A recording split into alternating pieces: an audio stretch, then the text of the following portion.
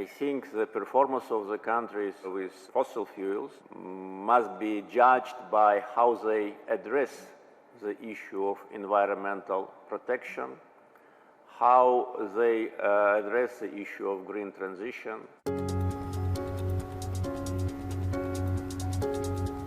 Azerbaijan, a land where Eastern Europe meets Western Asia.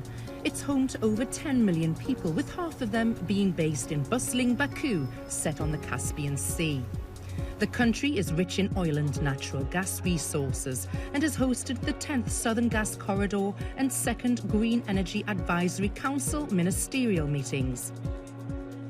High on the agenda was discussion about the expansion of the corridor, a crucial route of gas supply diversification for the EU and its neighbouring countries.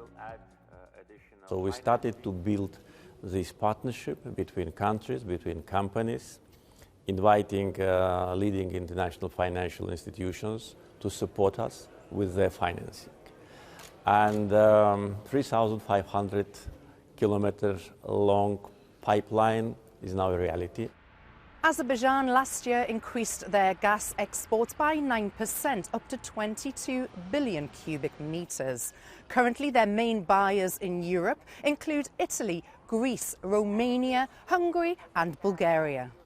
There are many new partner countries who are willing to receive even additional volumes of natural gas, despite the fact that we are transitioning away from fossil fuels, but this takes some decades. Now we want to well establish also the future-proof cooperation.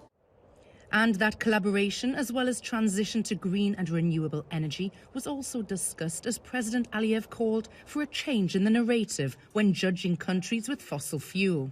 We do it not because we lack traditional resources, but because we want to contribute using the financing, using the revenues which we get from oil and gas sales to invest in renewables and to create a common understanding about the need for that.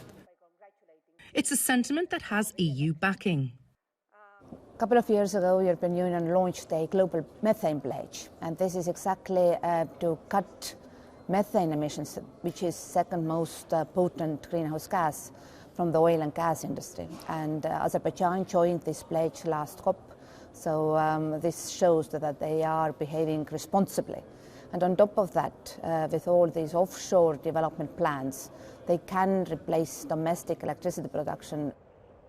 And the use of wind farms in the Caspian Sea looks set to play a pivotal role in the green transition.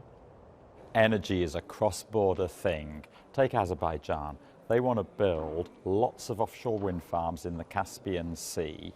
They won't consume that energy themselves. They'll send it through a new power cable that'll be built across the Caucasus, under the Black Sea, into Europe. This is international cooperation. You can only do things like this when the governments come together and they come together with the industry who's going to build it. SOCAR, the state oil company of the Republic of Azerbaijan, is already implementing strategies to accelerate lower carbon solutions and decarbonisation technologies.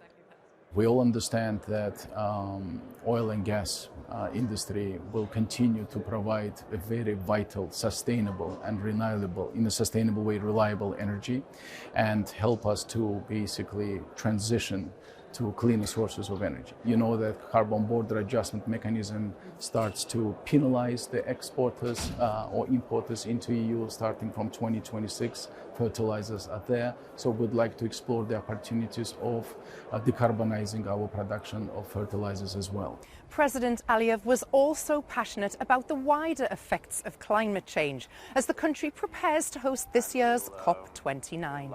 We see the implication and dangerous implication of the climate change, less water in our rivers, less snow in our mountains, less water in the Caspian Sea. And if we don't address this issue with passion and with a commitment, then all of us will suffer. So renewable projects agenda of Azerbaijan is very ambitious. An ambitious plan indeed for Azerbaijan and the wider global energy industry.